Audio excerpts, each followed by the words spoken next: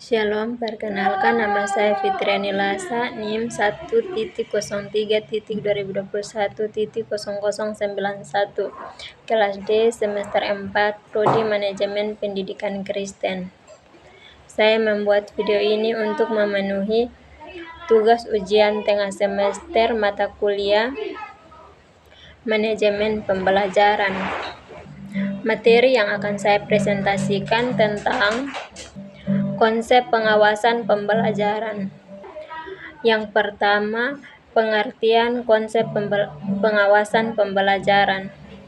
Pengawasan pembelajaran adalah pengecekan dan pemantauan sistematis terhadap proses belajar mengajar, seluruh kegiatan siswa, dan pencapaian hasil pembelajaran untuk memastikan bahwa mereka memenuhi standar yang telah ditetapkan.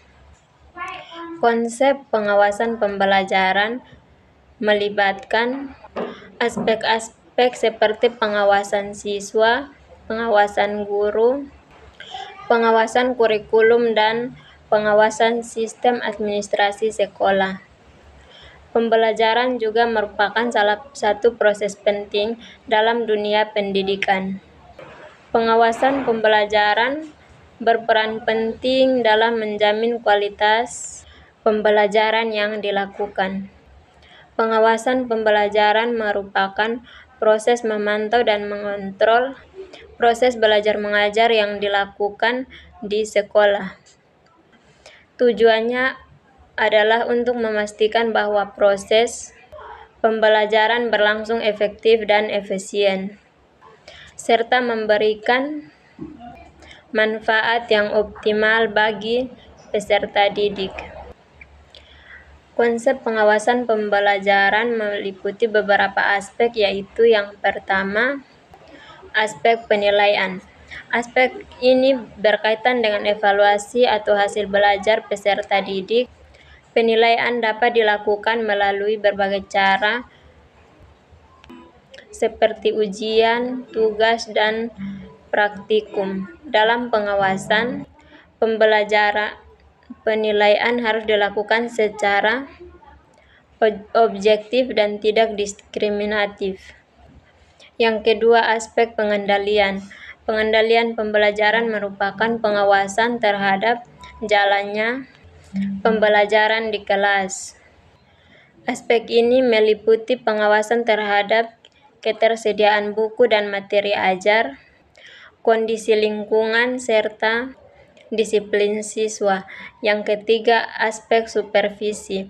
Supervisi dalam pengawasan pembelajaran bertujuan untuk meningkatkan kualitas proses belajar mengajar.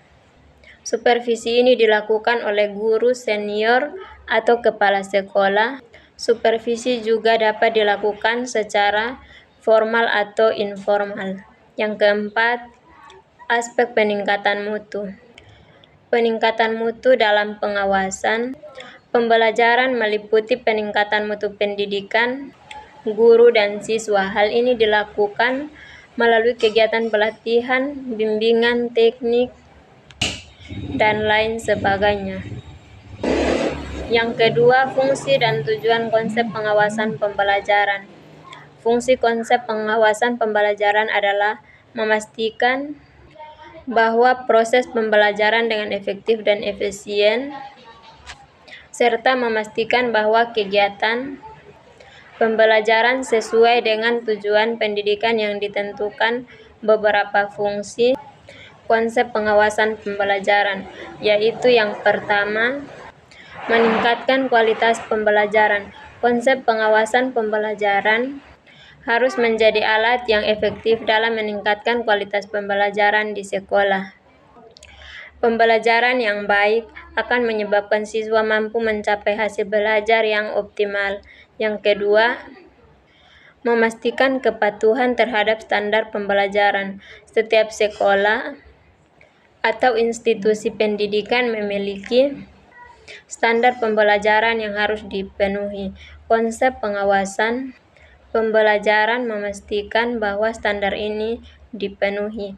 Yang ketiga, mendorong inovasi dan membangun siswa.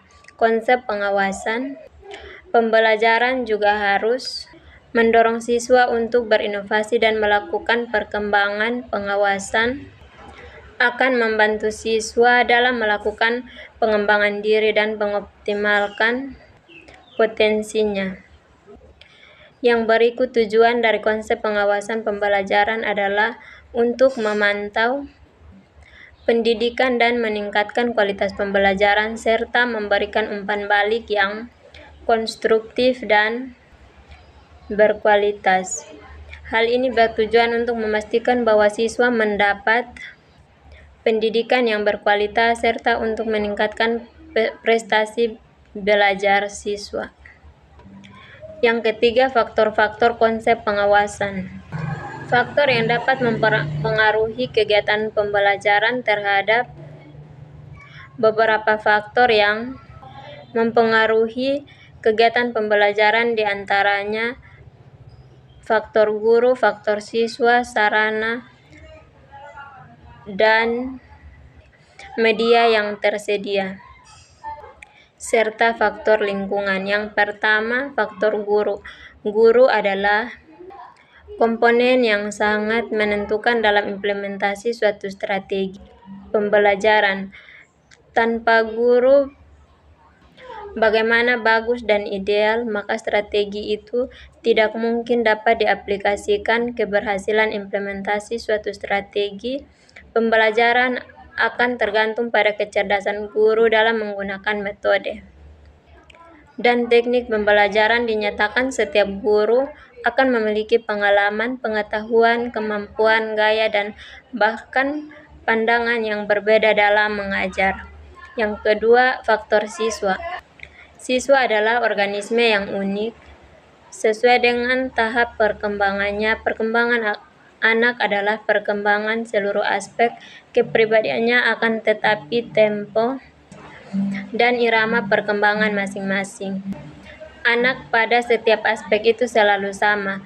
Proses pembelajaran dapat dipengaruhi oleh perkembangan anak yang tidak sama itu, di samping karakteristik lain yang melekat pada diri anak. Yang ketiga, faktor sarana dan prasarana. Sarana dan prasarana adalah segala sesuatu yang mendukung secara langsung terhadap kelancaran proses pembelajaran, misalnya media pembelajaran, alat-alat pembelajaran, perlengkapan sekolah, dan lain sebagainya. Yang keempat, faktor lingkungan. Faktor lingkungan dilihat dari dimensi lingkungan. Ada dua faktor yang mempengaruhi proses pembelajaran, yaitu faktor organisasi dan faktor iklim sosial psikologi. Faktor organisasi kelas yang dilakukan dalamnya meliputi jumlah siswa dalam suatu kelas, merupakan aspek penting yang dapat mempengaruhi proses pembelajaran. Yang kedua, organisasi kelas yang terdapat besar akan kurang efektif untuk mencapai tujuan pembelajaran. Yang keempat, manfaat pengawasan pembelajaran. Ada 5 manfaat pengawasan pembelajaran, yaitu yang pertama, mengidentifikasi dan memperbaiki kesalahan dalam pembelajaran. Yang kedua, meningkatkan kualitas pembelajaran. Yang ketiga, menjamin kesetaraan dalam proses pembelajaran. Yang keempat, meningkatkan motivasi dan partisipasi siswa. Dan yang kelima, meningkatkan evaluasi dan pengukuran. Yang terakhir, kesimpulan.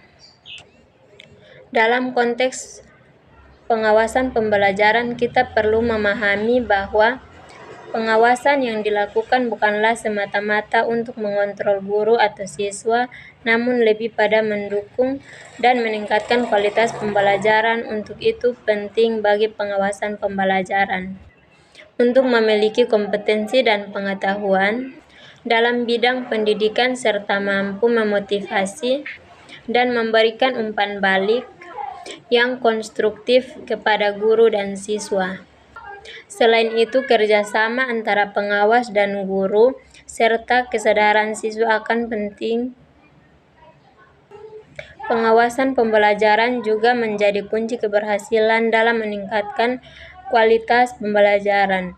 Oleh karena itu, pengawasan pembelajaran harus dilakukan secara terus-menerus dan selalu mengarahkan kepada peningkatan kualitas pembelajaran untuk mencapai tujuan pendidikan yang diharapkan. Sekian dari presentasi saya. Terima kasih. Shalom.